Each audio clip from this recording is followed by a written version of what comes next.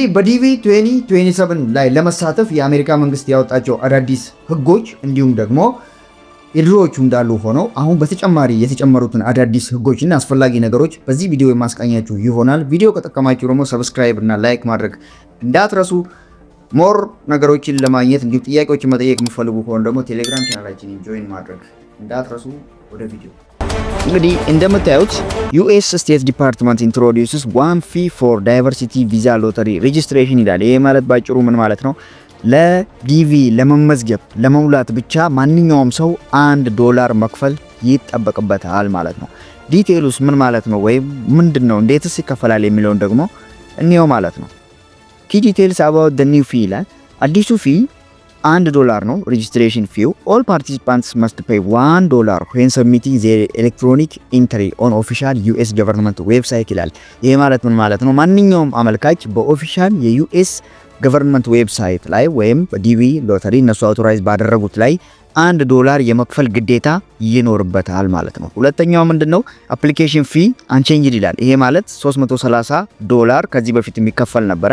አንድ ሰው ዲቪ ሞልቶ ከተመረጠ ይሄ $330 የሚከፍል ይሆናል ማለት ነው። በሶስተኛነት ያስቀመጡት ደግሞ ምንድነው? ነን ሪፈንደብል ነው። ይሄ ማለት $1 የምትከፍሉት ለመመዝገብ የምትከፍሉት $1 ፈጽሞ የማይመለስና አንዴ ከፍላችሁት የሚያልቅ ነው ማለት ነው። ቀጥሎ ምን ብለዋል? ለምን የሬጂስትሬሽን ፊው አስፈለገ ወይም ለምን አስተዋወቁ የሚለው ነው። እንግዲህ በአጠቃላዩ እዚህ ላይ የጻፉትን ነገር በግርድፉ ሳስረዳችሁ ወደ በአመቱ ኦልሞስት ወደ 25 ሚሊዮን የሚሆኑ ሬጂስትሬሽኖች ይደረጋሉ ማለት ነው። እና ይህ 25 ሚሊዮን እንግዲህ አስቡት $1 ኦልሞስት $25 ሚሊዮን የዩኤስ ገቨርንመንት ያገኝበታል ማለት ነው። ይህም ለተለያዩ ወጪዎቹን እንደሚሸፍንበት ነው የጠቀሰው ማለት ነው። ለዲቪ ሎተሪ አፕሊካንቶች ደግሞ ይህ ማለት ምን ማለት ነው ብሎ ደግሞ ያስቀመጡት አርቲክልም አለ ማለት ነው። ስለዚህ አዲሽናል ኮንሲደሬሽኖች ደግሞ ምን ናቸው? በተጨማሪነት የኮንሲደር ማድረግ ያለባችሁ ወደ ዲቪ ሎተሪ ስትመጡ $1 ክፍያዋ እንዳለች ሆኖ እንዲሁም $330 ካለፋችሁ የምትከፍሉት እንዳለ ሆኖ በዚህኛው ላይ ፔመንት ፕሪፓሬሽን ብለው ራሳቸው አስቀምጠውታል። ፔመንት ፕሪፓሬሽን ኢንሹር ዩ ሃቭ አክሰስ ቱ ኤሌክትሮኒክ ፔመንት ሜተድ አክሴፕትድ ባይ ዘ ዩኤስ ገቨርንመንት ፔመንት ፖርታል ይላል። ይሄ ማለት ምን ማለት ነው? የዩኤስ ገቨርንመንት አክሴፕት የሚያደርገውን የኤሌክትሮኒክ ፔመንት ሊኖራችሁ ይገባል። ባጭሩ ይሄ ማለት ማስተር ካርድ ሊኖራችሁ ይገባል ማለት ነው። እንግዲህ ትራምፕ የክሪፕቶ አድቮኬተር እንደመሆናቸው ክሪፕቶ ከረንሲንም ለክፍያው ሊጠቀሙ ስለሚችሉ ባይ ኤኒ ሚንስ ያንን ክፍያ መክፈል የሚያስችላችሁን ፕሪፓሬሽን ወይም ዝግጅት ማድረግ ይጠበቅባችኋል ማለት ነው። ሁለተኛው ምንድነው? ዩዝ ኦፊሻል ቻናልስ ይላሉ።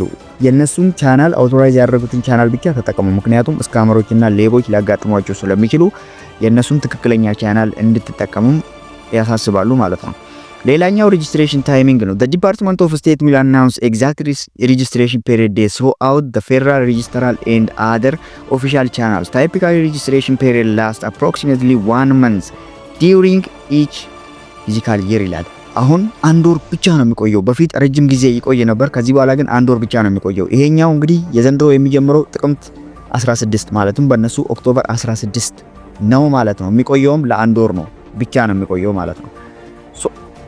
አራተኛ ላይ ምንድነው? ዶክመንቴሽን ነው። while the registration process remains electronic, the relatively straightforward ensure you have all required personal information, digital photos፣ የልደት ካርድ የመሳሰሉትን ዶክመንቴሽኖች ማዘጋጀትና ዲሌዎችን ማስቀረት የግድ ይሆናል ማለት ነው አስቀድማችሁ።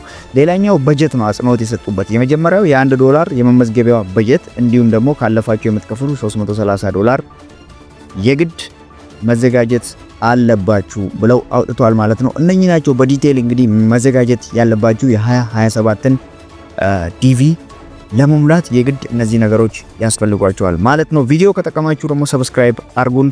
ይመቻችሁ።